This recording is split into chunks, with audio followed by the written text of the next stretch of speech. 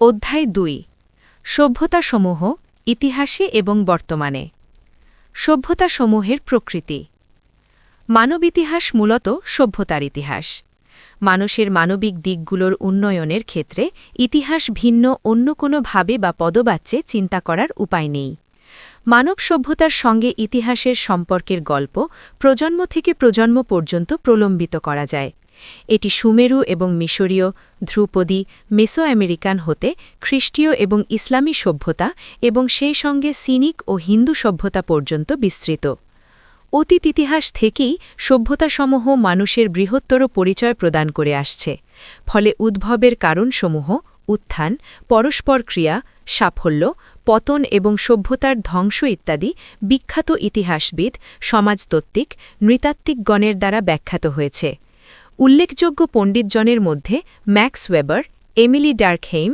অসওয়ার্ড Spengler Pitirim Sorokin Arnold Toynbee Alfred Weber A L Kroeber Philip Bagby Carroll Quigley Rushton Coulborn Christopher Dawson S N Eisenstadt Fernand Braudel William H McNeill Adda Bozeman Emmanuel ওয়ালারস্টেইন এবং Philippe Fernandez আমেস্তোয়ের নাম বিশেষভাবে উল্লেখ্য এইসব বিজ্ঞজনেরা বিপুল আয়তনের জ্ঞানগর্ভ এবং পরিশীলিত রচনা তৈরি করেছেন যার দ্বারা তুলনামূলকভাবে সভ্যতার ইতিহাস ও ক্রমবিকাশ সহ অন্যান্য দিক বিশ্লেষণ করা যায় বিষয়বস্তুর পদ্ধতিগত দৃষ্টিনিক্ষেপণ ধারণাগত দিক থেকে তাদের মধ্যে মতপার্থক্য রয়েছে একথা সত্য কিন্তু তারপরও তাদের সকলের কাজের দ্বারা সভ্যতাসমূহের মৌলিক ও কেন্দ্রীয় বিষয়বস্তু প্রকৃতি স্বাতন্ত্র্য গতিশীলতা ইত্যাদি পরিষ্কারভাবে ফুটে উঠেছে প্রথমত কোনো একক সভ্যতা ও সভ্যতাসমূহের মধ্যে সভ্যতা সম্পর্কিত বিস্তর ধারণা অষ্টাদশ শতাব্দীতে ফরাসি চিন্তাবিদদের চিন্তায় প্রকাশ পায় মূলত বর্বরতন্ত্র বার্বারিজম শব্দটির বিপরীত শব্দ হিসেবে সভ্য সমাজ আদিম সমাজের চেয়ে নানা দৃষ্টিকোণ থেকে পৃথক বিশেষ করে এর প্রতিষ্ঠিত রূপ শহুরে জীবনধারা এবং শিক্ষিত ও সংস্কৃতিমনা মানব সমাজের বিচারে সুসভ্য হওয়া যেমন উত্তম তেমনি অসভ্য হওয়া অধম সভ্যতার ধারণা একটি মানদণ্ড বিশেষ যা দিয়ে কোনো সমাজকে বিচার করা হয় ঊনবিংশ শতাব্দীতে ইউরোপীয়রা বুদ্ধিবৃত্তিক কূটনৈতিক রাজনৈতিক সহ সকল ক্ষেত্রে আত্মনিয়োগ করে নিজেদেরকে যে পর্যায়ে নিয়ে যায় অইউরোপীয়গণ এ অবস্থাকে সুসভ্য বলে গণ্য করে বিশেষ করে ইউরোপীয় প্রভা ও বলয়াবদ্ধ দুনিয়ার ধারণা সেরকমই ছিল একই সঙ্গে মানুষ কিন্তু সভ্যতার বহুমাত্রিকতা নিয়েও কথা বলতে শুরু করে এর অর্থ হল সভ্যতা সম্পর্কে স্বীকৃতিকে আদর্শ বলে গণ্য করা হয় কিংবা আদর্শ বলে মনে করা হয় এভাবে সুসভ্যতা কি সে সম্পর্কে এর প্রতিষ্ঠিত ধারণা থেকে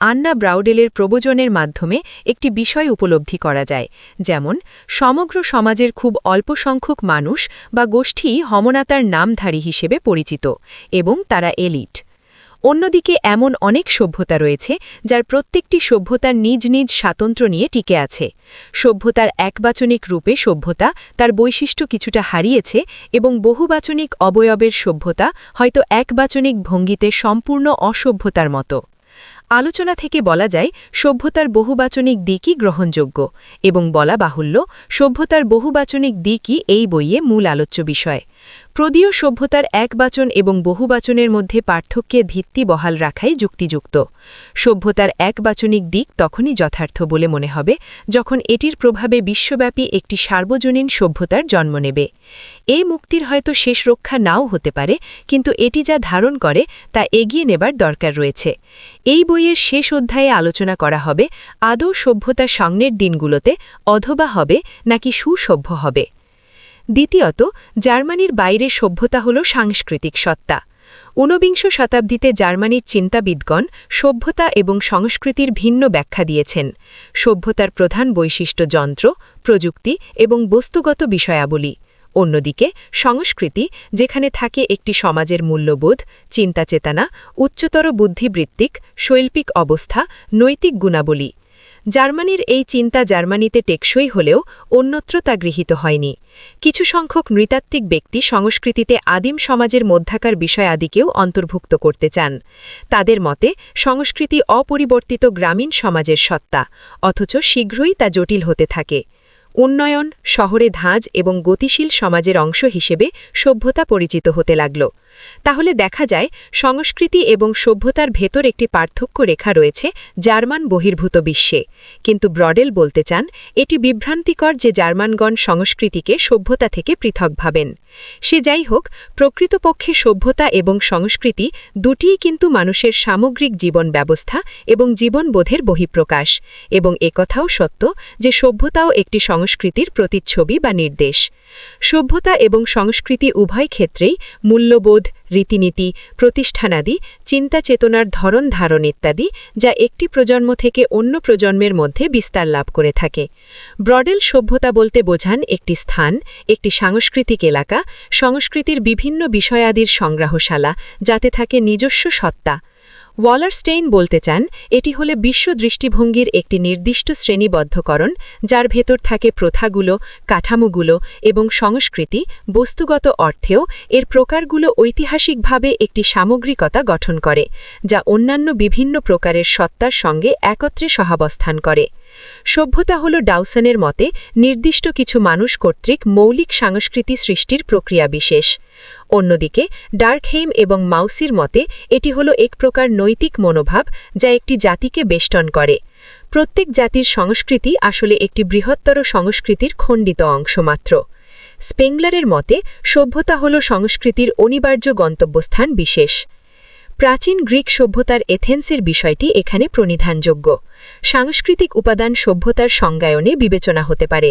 গ্রিসের এথেনীয়দের সেই বক্তব্য যা দিয়ে তারা শঙ্কামুক্ত হতে চেয়েছিল স্পার্টানদের নিকট, যখন তারা তাদের বলেছিল যে স্পার্টানরা যেন পার্সিয়ানদের বিরুদ্ধ ইস্যুতে তাদের প্রতি বিশ্বাসঘাতকতা না করে, অর্থাৎ এক্ষেত্রে এথেন্স এবং স্পার্টা যেন ভাই ভাই। রক্তের সম্পর্ক, ভাষা, ধর্ম, জীবনযাপন পদ্ধতি ইত্যাদি নগর রাষ্ট্র বিভক্ত খ্রিস্টীয় জীবনে সকলের জন্য প্রায় একই রূপ ছিল, যা তাদেরকে সমস্ত গ্রিকদের সম্মিলিতভাবে পারস্য এবং অন্যান্য অগ্রিকদের নিকট থেকে করেছিল পৃথক।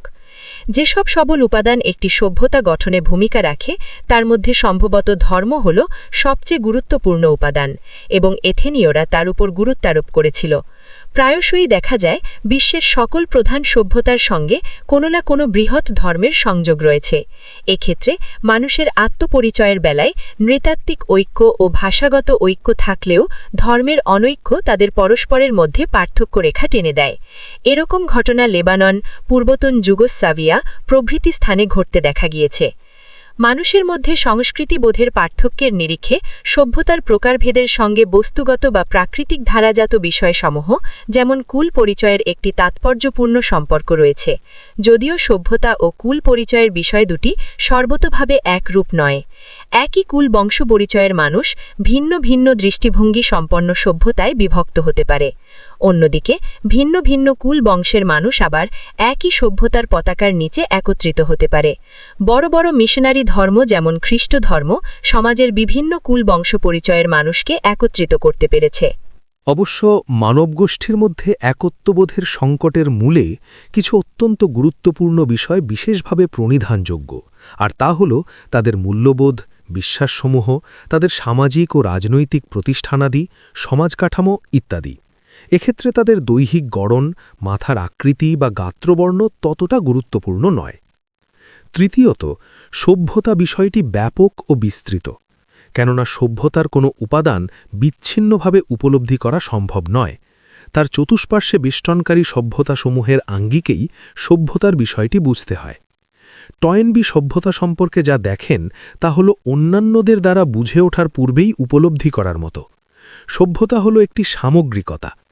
মেলকো সভ্যতা সম্পর্কে বলতে চান, সভ্যতা হল কিছু মাত্রার সঙ্গতিপূর্ণ অবস্থা। এর গঠিত উপাদানসমূহ পরস্পরের আঙ্গিকে এবং বৃহত্তরভাবে সামগ্রিকতার দৃষ্টিতে নিরূপণ করতে হয়।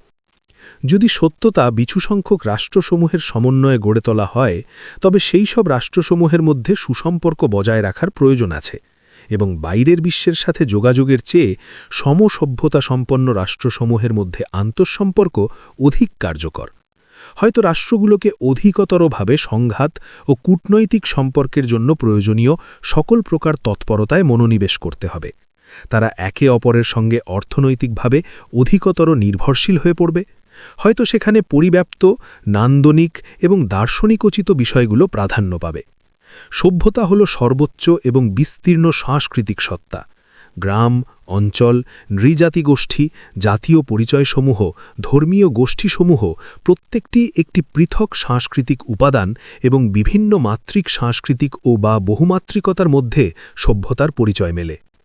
দক্ষিণ ইটালির একটি গ্রামীণ সংস্কৃতি ইটালীয় উত্তরাঞ্চলের কোনো গ্রামের সংস্কৃতি থেকে পৃথক, কিন্তু তারপরেও একথা সত্য যে তাদের পরস্পরের মধ্যে কিছুটা পার্থক্য থাকলেও বৃহত্তরভাবে ইটালীয় সভ্যতার মধ্যে তারা একীভূত, এবং সে সঙ্গে বলা যায় ইটালির উক্ত উভয় গ্রামের সংস্কৃতি কিন্তু জার্মানির গ্রামীণ সংস্কৃতি থেকে পৃথক। ইউরোপীয় কমিউনিটি সম্মিলিতভাবে যে সাধারণ সংস্কৃতি বহন করে তা অবশ্যই চীনা বা হিন্দু সম্প্রদায়ের সংস্কৃতি থেকে পৃথক। চীনা, হিন্দু এবং পাশ্চাত্য সম্প্রদায় কেউই কোনো বৃহত্তর সংস্কৃতির অংশ নয়, তারা বড়জোর সভ্যতা গড়ে তুলতে পারে। সুতরাং বলা চলে সভ্যতা হল মানব সমাজের সর্বোচ্চ সাংস্কৃতিক গোষ্ঠীবদ্ধতা, এবং সেই মানব সম্প্রদায় সভ্যতার মাধ্যমেই যে সংস্কৃতি গড়ে তোলে তা তাদেরকে অন্যান্য জাতি থেকে পৃথক করে। সভ্যতাকে কিছু সাধারণ লক্ষ্য ও উপাদান দ্বারা চিহ্নিত করা যায়, যেমন ভাষা, ইতিহাস, ধর্ম, প্রথাসমূহ, প্রতিষ্ঠানাদি এবং মানুষের বিশেষ আত্মপরিচয় দেবার মতো বিধানসমূহ।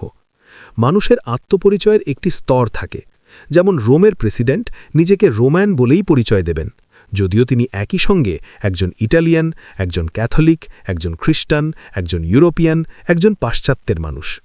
সুতরাং সভ্যতা হল একটি বৃহত্তর আমরা, যার ভেতর দিয়ে তারা অন্যান্যদের থেকে নিজেদের পৃথকভাবে এবং অন্যদেরকে তাদের নিজ মানুষ মনে করে থাকে। সভ্যতার সঙ্গে ব্যাপক সংখ্যক মানুষ জড়িত থাকে, যেমন চৈনিক সভ্যতা, অথবা খুব ক্ষুদ্র জনসম্প্রদায়ের সভ্যতা, যেমন অ্যাজেলাফোন ক্যারিবিয়ান। মানব ইতিহাসের সকল পর্যায়ে অনেক ক্ষেত্রে খুবই ক্ষুদ্র জনসম্প্রদায়ের পৃথক সাংস্কৃতিক পরিচয় থাকলেও তারা বৃহত্তর সাংস্কৃতিক পরিচয়ের সঙ্গে একান্ত হয়নি। এই পুস্তকের মাধ্যমে সাধারণভাবে চিহ্নিত মানব ইতিহাসের উল্লেখযোগ্য সভ্যতাসমূহ নিয়ে আলোচনা করা হবে। সভ্যতার পরিষ্কারভাবে নির্ধারিত কোনো সীমানা নেই, এবং সত্যি কথা বলতে কি এর কোনো সুনির্দিষ্ট শুরু বা শেষও নেই। মানুষের পরিচয়ের পরিবর্তন ঘটতে পারে, এর ফলে সভ্যতারও পরিবর্তন ঘটতে পারে। মানুষের সভ্যতা পরস্পর ক্রিয়ায় লিপ্ত থাকে, এবং কোনো ক্ষেত্রে এক সভ্যতা অন্য সভ্যতাকে ডিঙিয়ে যেতেও পারে। যেসব বিষয়গুলোর দ্বারা সংস্কৃতি ও সভ্যতা গঠিত বা পুনর্গঠিত হয় সেগুলোর মধ্যে ভিন্নতা আসা এবং একটিকে অন্যটি ছাড়িয়ে যাওয়াও অস্বাভাবিক নয়। চতুর্থত, সভ্যতা মরণশীল কিন্তু দীর্ঘজীবী। সভ্যতা বিকশিত হয়, খাপ খাওয়ায় এবং মানব সমাজে দীর্ঘস্থায়ী হয়। আরেকটি প্রধান বৈশিষ্ট্য হল সভ্যতার সুদীর্ঘ ধারাবাহিকতা থাকে। মোটামুটি ধারাবাহিকতা বজায় রেখেই সভ্যতা এগিয়ে যায়। এজন্য বলা চলে সভ্যতার গল্পই পৃথিবীর সবচেয়ে দীর্ঘতম গল্প। সাম্রাজ্যের উত্থান ও পতন আছে, সরকার আসে এবং যায়, সভ্যতা টিকে থাকে এবং টিকে থাকে এর রাজনৈতিক, সামাজিক, অর্থনৈতিক এমনকি মতাদৈশিক অভ্যুত্থান পর্যন্ত। বিংশ শতাব্দীতে পৃথিবীর প্রায় সকল সভ্যতা হয় সহস্র বর্ষ টিকে থাকবে, অথবা ল্যাটিন আমেরিকার মতো তার নতুন সভ্যতার সন্তান প্রসবের ভেতর দিয়ে দীর্ঘজীবী হতে চাইবে। যখন সভ্যতা দুঃখ কষ্টের মধ্যে নিপতিত হয় তখনও সভ্যতা বিকশিত হয়। গতিশীলতা হল সভ্যতার আরেকটি গুণবাচক দিক। সভ্যতার উত্থান এবং পতন আছে, সভ্যতা অন্য কিছুর ভেতর বিলীন হয়ে যেতে পারে এবং এর বিভক্তি ঘটতে পারে। ইতিহাসের যে কোনো শিক্ষার্থী জানেন সভ্যতা নিশ্চিহ্ন হয়ে যেতে পারে। সময়ের বালুকার অতলে সভ্যতার কবর রচনা হতে পারে। সভ্যতার ক্রমবিবর্তন বিভিন্ন আকারে ও প্রকারে ঘটতে পারে। কুইগলি বিষয়টিকে 7টি স্তরে ভাগ করে দেখতে চেয়েছেন, যথা মিশ্রণ, ইঙ্গিত, প্রসারণ, সংঘাত, বিশ্বব্যাপী ইমরাজ্য, ক্ষয় এবং বহিরাক্রমণ। মেলকো একটি মডেল প্রদান করেছেন, যাকে বলা হয়েছে সভ্যতা পরিবর্তন হয়ে অস্বচ্ছ থেকে স্বচ্ছ পর্যায়ে এগিয়ে যাচ্ছে, যথা স্বচ্ছ রাষ্ট্রব্যবস্থা থেকে ফ্যাউন্ডতন্ত্রের ভেতর দিয়ে স্বচ্ছ রাষ্ট্রব্যবস্থায় রূপান্তর, স্বচ্ছ রাষ্ট্রব্যবস্থা থেকে স্বচ্ছ ইমরাজ্যবাদী অবস্থায় রূপান্তর। টয়েনবি মনে করেন যে সভ্যতা আসলে চ্যালেঞ্জের মোকাবিলার জন্য আবির্ভূত হয়, তারপর তা কালের আবর্তে ক্রমবিকশিত হয় এবং তার পারিপার্শ্বিকতার উপর নিয়ন্ত্রণ আরোপের প্রচেষ্টায় অপেক্ষাকৃত মুষ্টিমেয়ক দ্বারা কৃষ্ট অসুবিধাগুলি দূর করতে সচেষ্ট থাকে, যা পরবর্তীতে ইমরাজ্যে রূপান্তরিত এবং পরিশেষে খণ্ডবিখণ্ডিত হয়ে পড়ে। যখন উল্লেখযোগ্য কোনো পার্থক্য পরিদৃষ্ট হয় তখন তত্ত্বগুলো থেকে জানা যায় যে সভ্যতাগুলি স্বাভাবিকভাবে বিকশিত হয়, নানা ঘাত প্রতিঘাত অতিক্রম করে তা একটি সর্বজনীনতার দিকে এগিয়ে যায়, কার্যত ধ্বংস এবং খণ্ডবিখণ্ডিত হওয়ার জন্য। পঞ্চমত, সভ্যতা হল সাংস্কৃতিক সত্তা, কিন্তু রাজনৈতিক নয়। সভ্যতা শৃঙ্খলিত থাকবে, ন্যায় বিচার প্রতিষ্ঠা করবে, কর আদায় করবে, যুদ্ধে অংশ নেবে, চুক্তির মধ্যস্থতা করবে বা এই সব কাজ যা সাধারণত সরকার করে এমনটি আশা করা যায় না। সভ্যতার সঙ্গে রাজনীতির একত্রীকরণ বা সংমিশ্রণ বিভিন্ন সভ্যতায় বিভিন্ন রূপে ও প্রকারে পরিলক্ষিত হয় এবং তা কালের আবর্তে পরিবর্তনশীল। অতএব একটি সভ্যতা একটি বা অনেকগুলি রাজনৈতিক একক ধারণ করতে পারে। এই একক হতে পারে নগররাষ্ট্র, সাম্রাজ্য, যুক্তরাষ্ট্র, রাষ্ট্রসমূহের সংঘ, জাতিরাষ্ট্রসমূহ, বহুজাতিক রাষ্ট্র ইত্যাদি, যা একটি থেকে অন্যটি মাত্রা ও গুণগত দিক থেকে পৃথক। একটি সভ্যতা কখনো স্থির থাকে না, বরং তা বিকশিত হয়। সুতরাং সভ্যতার পরিবর্তনও অবশ্যম্ভাবী। পরিবর্তন ঘটে সাধারণত সভ্যতার গঠিত রাজনৈতিক উপাদানগুলোর মধ্যে। একটু কড়া ভাষায় বলা যায়, একটি সভ্যতা ও একটি রাজনৈতিক একক এক বিন্দুতে মিলে যেতে পারে। লুসিয়ান পাই বলেছেন, চীন হল এমন একটি সভ্যতা যা একটি রাষ্ট্র বলে ভান করে। জাপান হল একটি সভ্যতা যা প্রকারান্তরে একটি রাষ্ট্রীয়। প্রায় সকল সভ্যতা এক বা একাধিক রাষ্ট্র বা রাজনৈতিক একক ধারণ করে থাকে। আধুনিক বিশ্বে প্রায় সকল সভ্যতাকেই দুই বা ততোধিক রাষ্ট্রের আঙ্গিকে থাকতে দেখা যায়। পরিশেষে পণ্ডিতজনেরা বর্তমান বিশ্বের প্রধান সভ্যতাগুলোর পরিচয় সম্পর্কে সাধারণ ঐক্যমত্যে পৌঁছেছেন। বিশ্ব ইতিহাসে কতগুলো সভ্যতার অস্তিত্ব ছিল সে বিষয়ে তারা একে অপরের সঙ্গে ভিন্ন মত পোষণ করে থাকেন। কুইগলি যুক্তি দেখান যে ইতিহাসের ১৬টি সভ্যতার পরিষ্কার পরিচয় পাওয়া যায় এবং এর সঙ্গে সম্ভবত আরও ৮টি সভ্যতাকে অতিরিক্তভাবে যুক্ত করা যায়। টয়েনবি বলতে চান এই সংখ্যা ২১টি।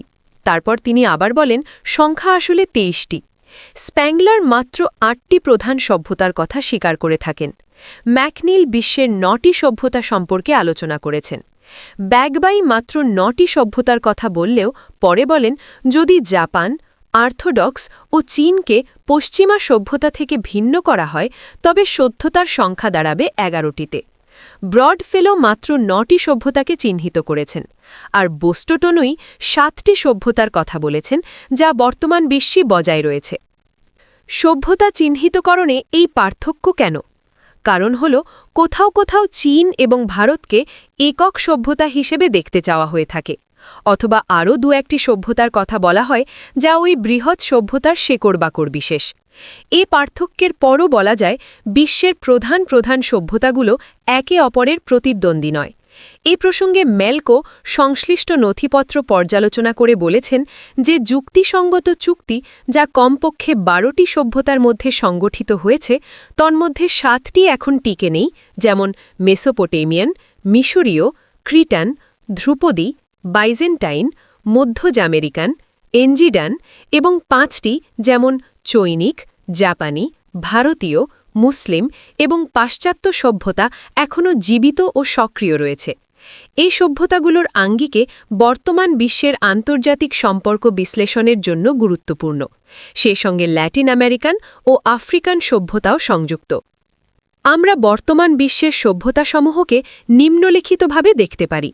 সিনিক পণ্ডিতজন চীনের দুটি ভিন্নধর্মী সভ্যতার অস্তিত্বের কথা বলেছেন, যা খ্রিস্টের জন্মের ১৫০০ বৎসর পূর্বে থেকে শুরু হয়েছে। এ দুটি সভ্যতার মধ্যে একটি শুরু হয়েছে খ্রিস্টের যুগ থেকে। এই সভ্যতাটিকে আমি হান্টিংটন ফরেন অ্যাফেয়ার্স নামের লেখায় কনফুসিত সভ্যতা হিসেবে চিহ্নিত করেছি। এই সভ্যতাটিকে সিনিক সভ্যতা বলাই অধিকতর সঠিক এবং যুক্তিযুক্ত।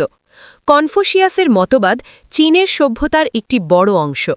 চৈনিক সভ্যতা কিন্তু বাস্তবে কনফুসীয় মতবাদ থেকেও বৃহৎ ও বিস্তৃত, যা চীনকে একটি রাজনৈতিক সত্তায় রূপান্তরিত করেছে।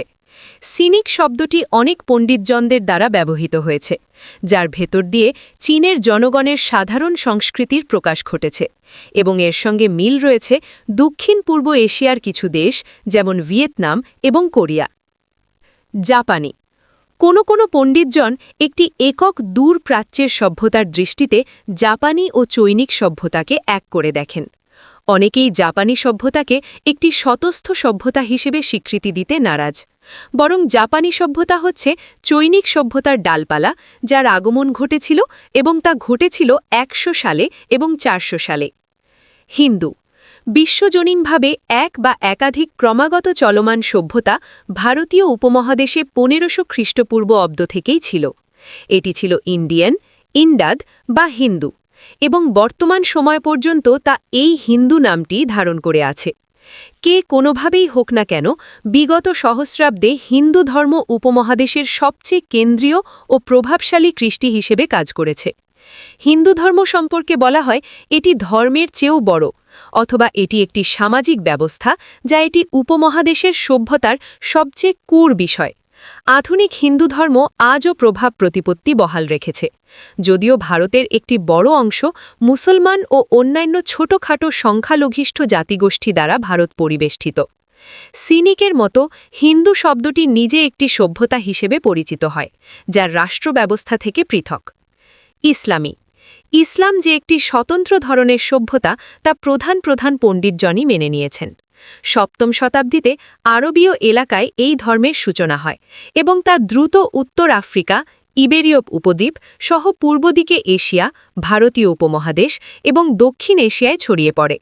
এই কারণে ইসলামিক সভ্যতার ভেতর বিভিন্ন উপসভ্যতা যেমন আরবি, তুর্কি, পার্সীয়, মালয় প্রভৃতি যুক্ত হয়ে বয়ে যায়। পাশ্চাত্য ৭ম অথবা ৮ম শতাব্দীতে পাশ্চাত্য সভ্যতা শুরু হয়েছিল বলে ধরে নেওয়া হয়। ২১তম শতাব্দীতে আমেরিকা নিজেকে বিশ্ব পরিমণ্ডলের নেতৃত্বের পর্যায়ে নিয়ে আসতে সক্ষম হয়। পাশ্চাত্য শব্দটি এখন সর্বজনীনভাবে সেই অর্থে ব্যবহৃত হয় যাকে খ্রিস্টীয় জগৎ বলা হয়। বিশ্বে এই একটি সভ্যতা রয়েছে যা কম্পাস নির্দেশনার মতো এবং যা কোনো বিশেষ গোষ্ঠী, ধর্ম বা ভৌগোলিক সীমারেখায় আবদ্ধ নয়। ফলে এই সভ্যতা ঐতিহাসিক, ভৌগোলিক এবং সাংস্কৃতিক অবস্থার ঊর্ধ্বে থেকে সার্বজনীন রূপ পরিগ্রহ করতে পেরেছে।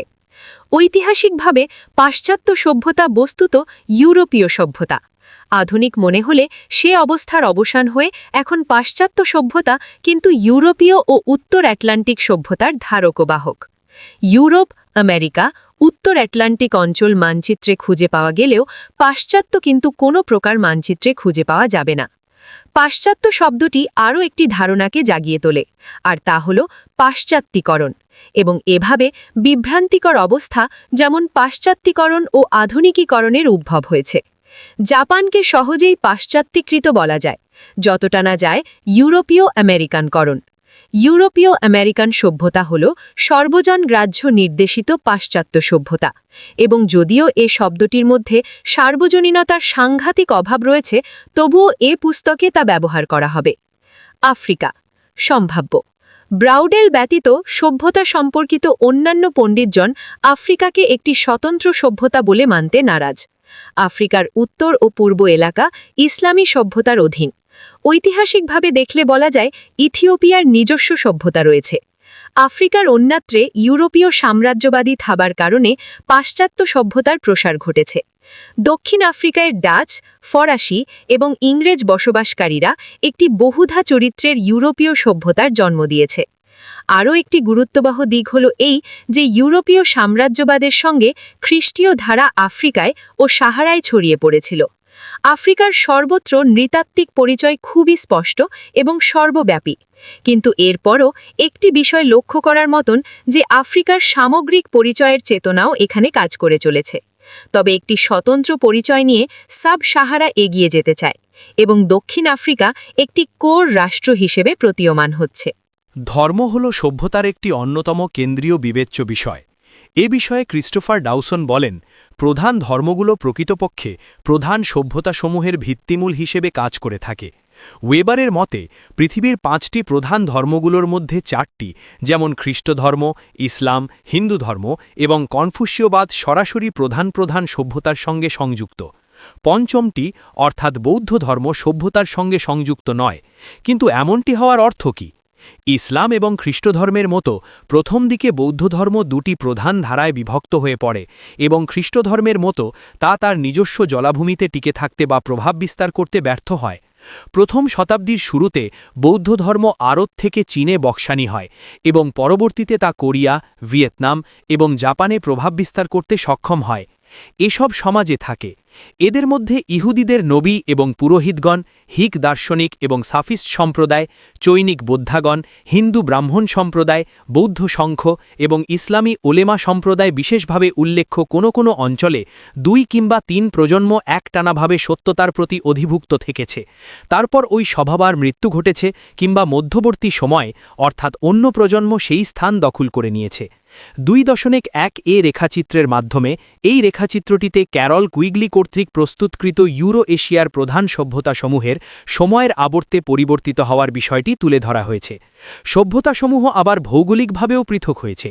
1500 সাল পর্যন্ত অ্যান্ডিয়ান এবং মেসো আমেরিকার সভ্যতাসমূহের অন্যান্য সভ্যতার সঙ্গে কোনো প্রকার যোগাযোগ ছিল না বা তাদের পরস্পরের মধ্যেও কোনো সংযোগ ছিল না। অবশেষে নীল নদের তীর বেয়ে এবং টাইগ্রিস, পূর্ব ইউফ্রেটিস, ইন্ডাল এবং ইয়েলু বিভার বরাবর যে সভ্যতাসমূহ গড়ে উঠেছিল তাদের মধ্যে পারস্পরিক যোগাযোগ মোটেও ছিল না। ক্রমশ পূর্ব মেডিটেরেনিয়ান, দক্ষিণ পশ্চিম এশিয়া এবং উত্তর ভারতের বিভিন্ন সভ্যতার মধ্যে আন্তঃসম্পর্ক বহুগুণে বৃদ্ধি পায়। যোগাযোগ এবং ব্যবসা বাণিজ্যিক সম্পর্কেও ছিল সীমিত আবর্তের মধ্যে, কারণ সভ্যতাসমূহের ভৌগোলিক দূরত্বকে যোগাযোগ ব্যবস্থা দ্বারা জয় করা দুরূহ ছিল। মেডিটেরেনিয়ান এবং ভারত মহাসাগরের জলপথের ভেতর দিয়ে কিছু কিছু ব্যবসা বাণিজ্য চালু ছিল। বুদ্ধি, বিবেচনা এবং প্রযুক্তি এক সভ্যতা থেকে অন্য সভ্যতায় স্থানান্তরিত হয়েছে, কিন্তু প্রায়শই তার জন্য শত শত বৎসর লেগেছে। সম্ভবত যুদ্ধের মাধ্যমে বা ছড়িয়ে কেবলমাত্র বৌদ্ধ ধর্ম স্বাভাবিক শক্তিতে চীন পর্যন্ত বিস্তৃতি লাভ করেছিল উত্তর ভারতে তার উৎপত্তির 600 বৎসর পরে। চীনে মুদ্রণ শিল্প 8ম শতাব্দীতে আবিষ্কৃত হয় এবং স্থানান্তরযোগ্য টাইপ মেশিন 11শ শতাব্দীতে আবিষ্কৃত হয়, কিন্তু ওই প্রযুক্তি ইউরোপে যায় 1500 শতাব্দীতে। তাছাড়া 2য় শতাব্দীতে চীনে কাগজ আবিষ্কৃত হলেও তা 7ম শতাব্দীতে জাপানে চালান হয় এবং পরবর্তীতে তা মধ্য এশিয়ায় যায় 8ম শতাব্দীতে। উত্তর আফ্রিকায় পৌঁছায় 10ম শতাব্দীতে, স্পেনে পৌঁছেছিল 12শ শতাব্দীতে আর উত্তর ইউরোপে যায় 13শ শতাব্দীতে। চীনে বারুদ আবিষ্কৃত হয়েছিল 9ম শতাব্দীতে, অথচ আরবে তা কয়েক বছর পর বিতরণ করা হলেও ইউরোপে বারুদ পৌঁছায় 14শ শতাব্দীতে। আসলে সভ্যতার পারস্পরিক যোগাযোগের সবচেয়ে নাটকীয় ঘটনা ঘটতে থাকে তখন যখন একটি সভ্যতার মানুষের দ্বারা অন্য একটি সভ্যতা রাজ্য জয়ের মাধ্যমে পদানত হতে থাকে। সভ্যতার সঙ্গে সভ্যতার এহেন সংযোগ ছিল সহিংসে তবে সংক্ষিপ্ত এবং তা ঠেমে ঠেমে ঘটতে দেখা যায়। 7ম শতাব্দীতে আপেক্ষিকভাবে অধিক স্থায়ী এবং অর্থবহ আন্তঃসভ্যতার মধ্যে মূলত ইসলাম ও পশ্চিমা বিশ্ব আর ইসলাম ও ভারতের মধ্যে যোগাযোগ সৃষ্টি হয়। ব্যবসা বাণিজ্য, সংস্কৃতি, বাণিজ্য, মামলা মোকদ্দমার পরস্পর ক্রিনয়া বিভিন্ন সভ্যতার মধ্যে ঘটতে দেখা যায়। উদাহরণস্বরূপ ভারত এবং চীন যথাক্রমে কখনো কখনো মোগল এবং মঙ্গলদের দ্বারা বিজিত হয়েছিল, কিন্তু আবার উভয় সভ্যতাই বিশাল সময় যুদ্ধরত রাষ্ট্র হিসেবে নিজেদের অভ্যন্তরস্থ সভ্যতাসমূহের মধ্যে দ্বন্দ্ব সংঘাতে লিপ্ত ছিল। তেমনি গ্রিসের অধিবাসীরা পার্সিয়ান বা অন্যান্য অখ্রিস্টীয়দের সঙ্গে যত যুদ্ধ করেছে তার চেয়ে বেশি যুদ্ধ করেছে নিজেদের মধ্যেই। অভিঘাত, পাশ্চাত্যের উদয়। ইউরোপের খ্রিস্টান জগৎ একটি স্বতন্ত্র সভ্যতা হিসেবে 8ম এবং 9ম শতাব্দীতে আবির্ভূত হয় এবং বেশ কয়েক শত বৎসর তার সমমানের অন্যান্য সভ্যতাগুলিকে পেছনে ফেলে এগিয়ে যায়।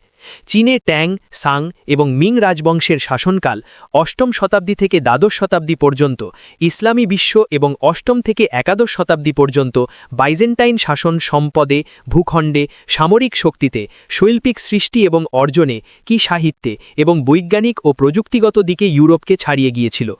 একাদশ শতাব্দী থেকে ত্রয়োদশ শতাব্দী পর্যন্ত ইউরোপীয় সংস্কৃতি উন্নত হতে শুরু করেছিল এবং এটিও ঘটেছিল উন্নততর ইসলামী এবং বাইজেন্টাইন সংস্কৃতির সক্রিয় সহযোগিতার কারণে। এই একই সময়ে হাঙ্গেরি, পোল্যান্ড, স্ক্যান্ডিনেভিয়ান, বাল্টিক তীরে খ্রিস্টান ধর্মের সম্প্রসারণ ঘটেছিল। রোমান আইন সহ ইউরোপীয় সভ্যতার অন্যান্য দিকগুলি এখানে প্রসারিত হয় এবং পশ্চিমা বিশ্বের সঙ্গে প্রাচীর লিমানা স্পষ্ট হতে থাকে। দ্বাদশ শতাব্দী থেকে ত্রয়োদশ শতাব্দীতে পশ্চিমারা স্পেন ওপর তাদের নিয়ন্ত্রণ আনতে আপ্রাণ প্রচেষ্টা করে এবং সেই সঙ্গে মেডিটেরেনিয়ান এলাকার ওপর আধিপত্য বিস্তারে সক্ষম হয়। অন্যব 1500 সালের দিকে রেনেসার প্রভাবে ইউরোপীয় সংস্কৃতি উন্নত হতে থাকে। সামাজিক ক্ষেত্রে বহুলতামাদিতা, ব্যবসা বাণিজ্যের প্রসার, প্রযুক্তিগত অর্জন ইত্যাদি একটি নতুন বিশ্ব পরিস্থিতি ও সে সম্পর্কিত রাজনীতির উৎকৃষ্ট ক্ষেত্র তৈরি করে দেয়। এরপর ইউরোপ তথা পাশ্চাত্যকে আর পেছনে যেতে হয়নি, তারা সামনে এগিয়ে গেছে এবং অন্যান্য সভ্যতার বিবিধ ধারা ইউরোপের এক ধারার দিকে ধাবিত হতে থাকে। বিশ্ব সভ্যতাসমূহের ওপর পশ্চিমা বিশ্বের প্রভাব প্রতিপত্তি বৃদ্ধি পেতে শুরু করে। 1500 সালের শেষের দিকে আইবেরিয়ান উপদ্বীপ মুর্সদের নিকট থেকে জয় করে নেওয়া হয়। পর্তুগিজেরা এশিয়ায় তাদের প্রভাব প্রতিপত্তি বিস্তৃত করে, আর অন্যদিকে স্প্যানিশরা আমেরিকায় গিয়ে উপস্থিত হয়। পরবর্তী 250 বছরে প্রায় পশ্চিম গোলার্ধের সবটুকু এবং এশিয়ার উল্লেখযোগ্য অংশ ইউরোপীয়দের অধীনস্থ হয়ে পড়ে। অষ্টাদশ শতাব্দীর শেষের দিকে আমেরিকা যুক্তরাষ্ট্র ইউরোপের প্রত্যক্ষ শাসন ও প্রভাবের বিরুদ্ধে রুখে দাঁড়ায়। এরপর হেইটিও অনুরূপ ঘটনা ঘটায়। অতঃপর প্রায় সমগ্র লাতিন আমেরিকার দেশগুলিতে ইউরোপের শাসনের বিরুদ্ধে অগ্নিশিখা ছড়িয়ে পড়ে এবং ফলস্বরূপ তারা স্বাধীনতা অর্জন করতে সক্ষম হয়। 19বিংশ শতাব্দীর শেষের দিকে অবশ্য পরিস্থিতির পরিবর্তন দেখা যায়, কেননা তখন ইউরোপীয় সাম্রাজ্যবাদ প্রায় সমস্ত আফ্রিকার থাবা বিস্তারে সক্ষম হয়, এশিয়ায় ইন্দীয় উপমহাদেশ সহ অন্যান্য এলাকার উপর আধিপত্য পোক্ত করে ফেলে। আরও দেখা যায় তুরস্ক ব্যতীত মধ্যপ্রাচ্যের প্রায় সর্বত্র প্রত্যক্ষ বা পরোক্ষভাবে ইউরোপীয়দের নিয়ন্ত্রণে চলে আসে। ইউরোপীয়রা বা ইউরোপীয় কলোনির মাধ্যমে আমেরিকা সহ 1800 সালে বিশ্বের সমগ্র ভূখণ্ডের শতকরা 35% ভূমি নিজেদের নিয়ন্ত্রণে নিয়ে আসতে পেরেছিল। দেখা যায় 1874 সালে তারা শতকরা 67% ভূমি নিয়ন্ত্রণে আনে। 1914 সালে এই প্রভাব বৃদ্ধি পেয়ে দাঁড়ায় শতকরা 84%। অটোমান সাম্রাজ্য, ব্রিটেন, ফ্রান্স, ইতালির মধ্যে ভাগ বাটোয়ারা হওয়ার জের হিসেবে 1920 সালে বিশ্বের ওপর পাশ্চাত্য তথা ইউরোপীয় বলয়ের শতভাগ মাত্রা ও ভাগ আরও বেড়ে যায়। 1800 সালে ব্রিটিশ সাম্রাজ্য প্রায় 1.5 মিলিয়ন স্কোয়ার মাইলে বিস্তৃত ছিল, যার জনসংখ্যা ছিল প্রায় 20 মিলিয়ন। 1900 সালে ভিক্টোরীয় সাম্রাজ্যের যুগে বলা হতো যে ব্রিটিশ সাম্রাজ্যে সূর্য অস্ত যায় না। তখন 11 মিলিয়ন স্কোয়ার মাইল ভূমি এবং 390 মিলিয়ন মানুষ এই সাম্রাজ্যের অধীনস্থ ছিল। ইউরোপীয় সভ্যতার এই অগ্রণী প্রসাবের ফলে আদতে এন্ডিয়ান ও মধ্য আমেরিকান সভ্যতা প্রায় নিশ্চিহ্ন হয়ে যায়। ইসলামী, আফ্রিকান ও ভারতীয় সভ্যতা সংকুচিত হয় এবং অধীনস্থ হয়ে পড়ে। আর চৈনিক সভ্যতার ওপর বিরাট চাপ সৃষ্টি হয় এবং এতে করে চৈনিক সভ্যতাও পাশ্চাত্য সভ্যতার প্রভাবে তার অধীনস্থ হয়ে যায়। শুধুমাত্র রুশ, জাপানি এবং ইথিওপীয় সভ্যতা নিজেদের স্বাতন্ত্র্য রক্ষায় প্রতিরোধের পক্ষ দেয়াল তৈরি করতে সক্ষম হয়। এভাবে তারা তাদের স্বাধীনতা রক্ষা করতে পেরেছিল। প্রায় 400 বৎসর যাবৎ সভ্যতাসমূহের মধ্যে আন্তঃসম্পর্কের প্রশ্নে দেখা যায় অন্যান্য সভ্যতাও পাশ্চাত্যের অধীনস্থ ছিল। সভ্যতার প্রশ্নে এই অনন্য এবং নাটকীয় পরিবর্তন ও উন্নয়নের কারণ খুঁজতে গেলে তাকে ইউরোপীয় সমাজ কাঠামো এবং শ্রেণী সম্পর্কের সঙ্গে বিবেচনা করতে হবে। তাছাড়া নগরায়ন এবং ব্যবসা বাণিজ্যের প্রসার, রাজতন্ত্রের আপেক্ষিক ক্ষমতা হ্রাস, ধর্মনিরপেক্ষ এবং ধর্মীয় কর্তৃত্বের সম্পর্ক, জাতীয় চেতনার বিকাশ এবং রাষ্ট্রীয় কাজে আমলাতন্ত্রের অপরিহার্যতা ও তার আগমন ইত্যাদি উক্ত প্রক্রিয়ার সঙ্গে প্রত্যক্ষ বা পরোক্ষভাবে জড়িত। বিশ্বব্যাপী ইউরোপীয়দের প্রাধান্য বিস্তারের তাৎক্ষণিক কারণ ছিল মূলত প্রযুক্তিগত। সমুদ্রপথে দূরের মানুষের সঙ্গে দ্রুত যোগাযোগ স্থাপনের প্রযুক্তি এবং সামরিক শক্তির প্রসার প্রকৃতপক্ষে ইউরোপকে অন্যান্য এলাকা দখলে আনতে সাহায্য করেছে। জিওফ্রি পার্কার বলেন, পাশ্চাত্যের উদ্ভব কার্যত শক্তির ওপর নির্ভর করেই ঘটেছে। সত্যি কথা হল, সামরিক শক্তির ভারসাম্য পাশ্চাত্যের পক্ষে ছিল, যতটা না ছিল অবশিষ্টদের পক্ষে। এর ওপর নির্ভর করে পাশ্চাত্য জগৎ অবশিষ্ট বিশ্বের ওপর 1500 সাল থেকে 1750 সালের মধ্যে প্রথমবারের মতো সাম্রাজ্য বিস্তার ঘটাতে সক্ষম হয়েছিল এবং এ ঘটনাকে তাই বলা যায় সামরিক বিপ্লব অবশিষ্ট বিশ্বের ওপর পাশ্চাত্যের আধিপত্য বিস্তারের কারণ হিসেবে। পাশ্চাত্য জগতের আধিপত্য বিস্তারের কারণ হিসেবে তাদের সাংগঠনিক উৎকৃষ্টতা, নিয়মানুবর্তিতা, সামরিক বাহিনীর উন্নততর প্রশিক্ষণকে বিবেচনা করা যায়।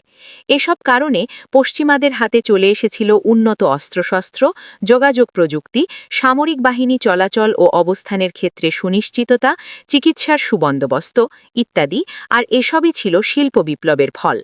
পশ্চিমারা বিশ্বকে পদানত করতে পেরেছিল তাদের উন্নত চিন্তাচেতনা বা ধর্মবোধ দিয়ে নয়, বরং এটি সম্ভব হয়েছিল তাদের যুদ্ধবিগ্রহ পরিচালনার সুদক্ষতার কারণে। এ সত্যটি পাশ্চাত্য বিশ্ব প্রায়শই ভুলে যায়, আর অপাশ্চাত্যের মানুষ এটি ভুলতে চায় না। মানব ইতিহাসের যে কোনো সময়ের চেয়ে ১৯১০ সালের দিকে বিশ্ব রাজনৈতিক ও অর্থনৈতিকভাবে এক বিশিষ্ট অবস্থায় চলে এসেছিল।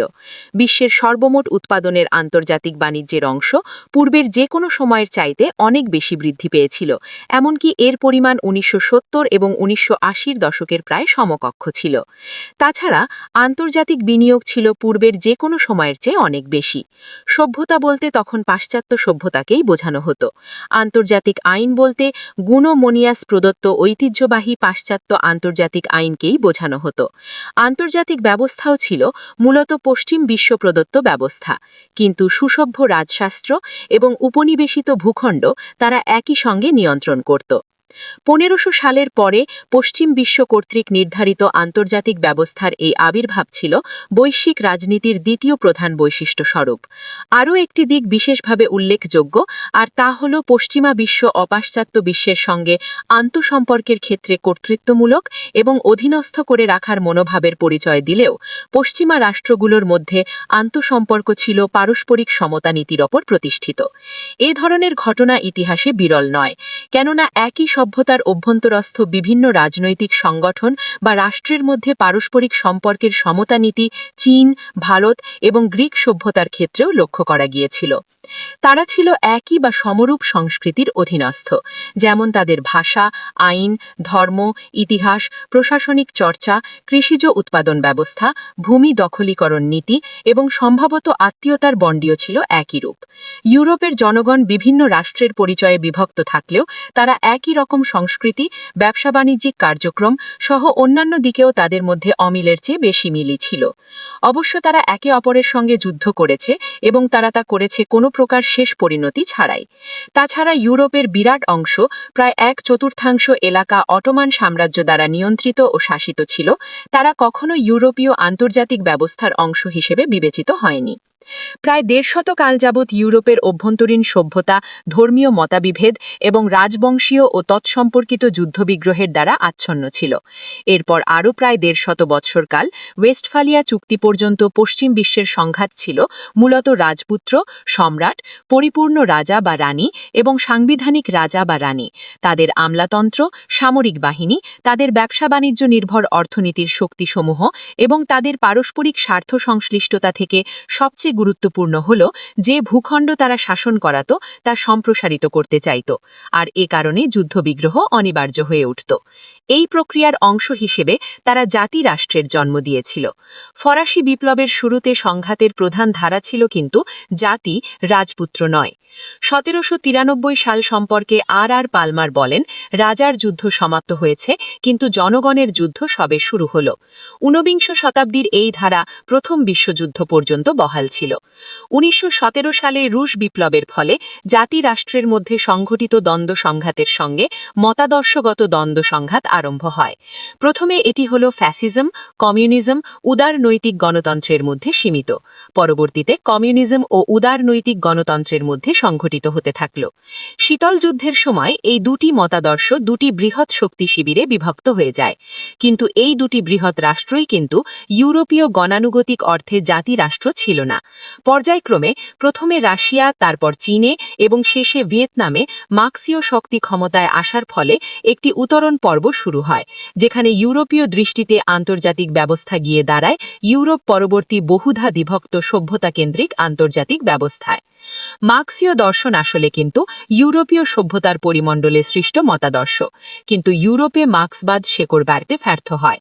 অন্যদিকে আধুনিকতামুখী এবং বৈপ্লবিকভাবে পরিবর্তনিচ্ছু এলিটগণ অপাশ্চাত্য সমাজের জন্য এটি মহাঔষধ হিসেবে আমদানি করে। লেনিন, মাও সেতুং ও হো নিজস্ব ধারায় নিজ নিজ দেশ ও সমাজে মার্ক্সবাদকে খাপ খাইয়ে নিতে চেষ্টা করে এবং তারা তাদের দেশের জনগণকে সঙ্গে নিয়ে পাশ্চাত্য সভ্যতার বিরুদ্ধে অবস্থান নেয়। তবে সোভিয়েত ইউনিয়নের পতনের পর এটি মনে করা সঙ্গত হবে না যে ওই সব দেশ পশ্চিমা সভ্যতার প্রতি আকৃষ্ট হচ্ছে বা তাদের দেশে পশ্চিমা ধাঁচের উদার গণতান্ত্রিক ব্যবস্থা কায়েম করতে যাচ্ছে। অনেক পশ্চিমী চিন্তাবিদগণ তেমনই ঘটবে বলে মনে করে পরে হতাশ হয়েছিলেন, কেননা তারা দেখতে পেলেন ওই সব দেশ পরিবর্তিত পরিস্থিতিতে নিজস্ব সভ্যতাকেই চাঙ্গা করতে শুরু করল। ক্রিয়া প্রতিক্রিয়া, বহু আকার বিশিষ্ট বিশ্ব সভ্যতা। বিংশ শতাব্দীতে বিভিন্ন সভ্যতার মধ্যে আন্তঃসম্পর্কের প্রবণতা দূর হতে থাকে এবং একমুখী সভ্যতার আধিপত্য শুরু হয়। বিগত শতাব্দীতে বিভিন্ন সভ্যতার মধ্যে পারস্পরিক সম্পর্কের ধারা বিলুপ্ত হতে থাকে।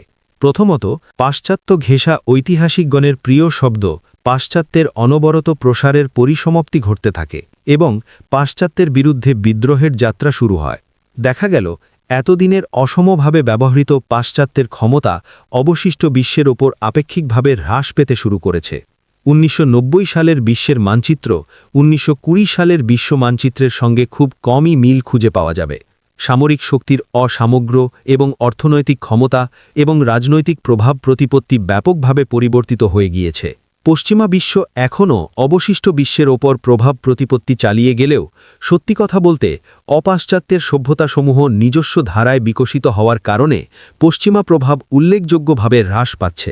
আরও একটি বিষয় যোগ করতে হয়, আর তা হল পশ্চিমা বিশ্ব কর্তৃক প্রণীত ইতিহাস অবশিষ্ট বিশ্ব কম গুরুত্ব দিয়ে থাকে। এমনকি প্রায় প্রত্যাখ্যান করে তারা নিজস্ব ধারায় ইতিহাস তৈরি করতে শুরু করছে।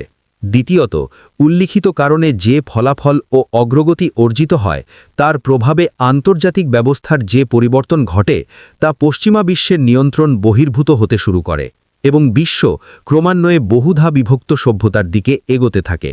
একই সঙ্গে পশ্চিমা বিশ্বের বিভিন্ন রাষ্ট্রের মধ্যে পারস্পরিক সংঘাত যা শতাব্দীব্যাপী চলমান ছিল তা বর্ণহীন হতে থাকে।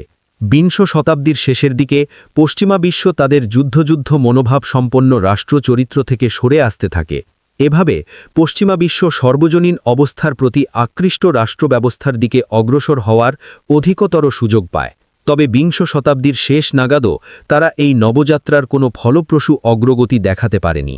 এর কারণ হিসেবে সম্ভবত পশ্চিমা বিশ্বের ইউরোপ এবং উত্তর আমেরিকার নামে প্রায় আন্তর্জাতিকভাবে বিভক্ত হয়ে থাকার অবস্থাটি অনেকটা দায়ী। এ ধরনের বিভক্ত অবস্থা এবং তাদের গঠিত উপাদানসমূহ এমন একটি পরিস্থিতি সৃষ্টি হয়েছে যা প্রাতিষ্ঠানিক ক্ষেত্রে নানা ধরনের জটিলতার সৃষ্টি করেছে। পূর্বের আন্তর্জাতিক অবস্থা ছিল মূলত সাম্রাজ্যের অবয়বে আবদ্ধ। গণতন্ত্র হল পাশ্চাত্য ধাঁচের রাজনৈতিক ব্যবস্থা। তাই নতুন আবির্ভূত পাশ্চাত্য সভ্যতার সাম্রাজ্য নির্ভর না হয়ে বরং যুক্তরাষ্ট্রীয়, কনফেডারেশন এবং আন্তর্জাতিক সংস্থা এবং সংগঠন নির্ভর হয়ে পড়তে থাকে। অর্থাৎ পাশ্চাত্যে একটি সর্বজনীন সভ্যতার পদযাত্রার ধ্বনি প্রণীত হতে থাকে। বিংশ শতাব্দীর প্রধান রাজনৈতিক মতাদর্শের মধ্যে উল্লেখযোগ্য হল উদারনীতিবাদ, সমাজতন্ত্র, নৈরাজ্যবাদ, মার্ক্সবাদ, সাম্রাজ্যবাদ, সামাজিক গণতন্ত্র, রক্ষণশীলবাদ, জাতীয়তাবাদ, ফ্যাসিজম, খ্রিস্টীয় গণতন্ত্র, বাণিজ্যতন্ত্র ইত্যাদি। এ সকল কিছুরই কিন্তু উদ্ভব ঘটেছে পাশ্চাত্য বিশ্বে। অন্য কোনো সভ্যতা এমন রাজনৈতিক মতাদর্শের জন্ম দিতে পারেনি। আরও একটি বিষয় লক্ষণীয়, পশ্চিমা বিশ্ব কোনো প্রধান ধর্মের জন্ম দেয়নি। তাহলে দেখা যায় বিশ্বের প্রধান ধর্মগুলো অপাশ্চাত্য সভ্যতার জঠরে জন্ম নিয়েছে এবং প্রায় সকল ক্ষেত্রেই তার জন্ম হয়েছে পশ্চিমা সভ্যতার পূর্ববর্তী সময়ে। তাহলে অবস্থা এই দাঁড়ালো, বিশ্ব এখন পশ্চিমালয়ের বাইরের পানে ছুটে চলেছে। পশ্চিমা সভ্যতার ধারক ও বাহক হিসেবে পরিচিত আদর্শগুলো বিশ্বের ওপর প্রভাব বিস্তারের প্রশ্নে দিন দিন শক্তিহীন হয়ে পড়ছে। অন্য ধর্মীয় এবং অন্যান্য সাংস্কৃতিক বিষয়গুলো তার স্থান দখল করে চলেছে। এভাবে অপাশ্চাত্য বিশ্ব তাদের আপন প্রভাব প্রতিপত্তি ও পরিচয় প্রতিষ্ঠিত করতে চাইছে।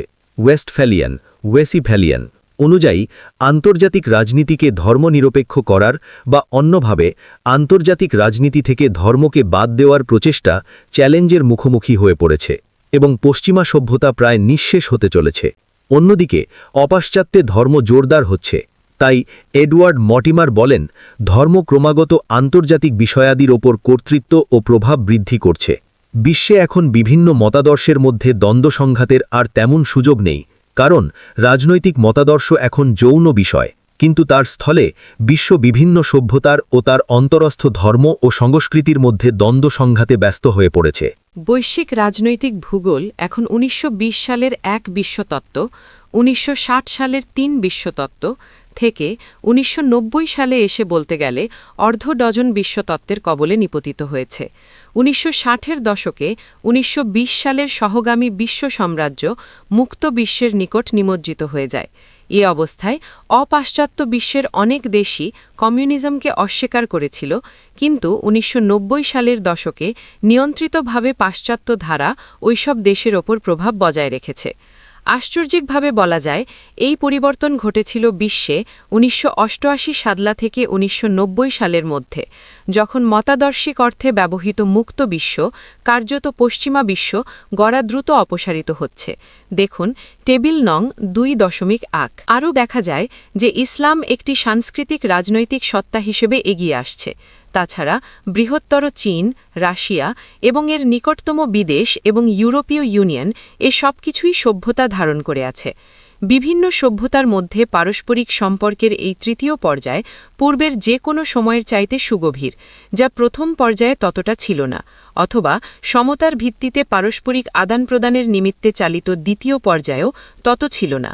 তদুপরি শীতল যুদ্ধের মতো কোনো একক বিভেদ সৃষ্টিকারী সরা পুরো বিষয়কে প্রতাবিত করতে পারছে না, বরং বিবিধ প্রকারের অনৈক্য বা ফাটল বজায় থাকছে পশ্চিমা বিশ্ব ও অপাশ্চাত্য বিশ্বের মধ্যে। হেডলি বুল আন্তর্জাতিক ব্যবস্থা বহাল থাকার প্রশ্নে বলেছেন, যখন দুই বা ততোধিক রাষ্ট্র পরস্পরের মধ্যে সম্পর্ক সৃষ্টি করে এবং সিদ্ধান্ত গ্রহণে পরস্পর অংশ নেয় এবং এমনভাবে আচরণ করে থাকে যাকে মনে হয় তারা সবাই একটি পরিপূর্ণ ব্যবস্থার অংশ হিসেবে কাজ করছে।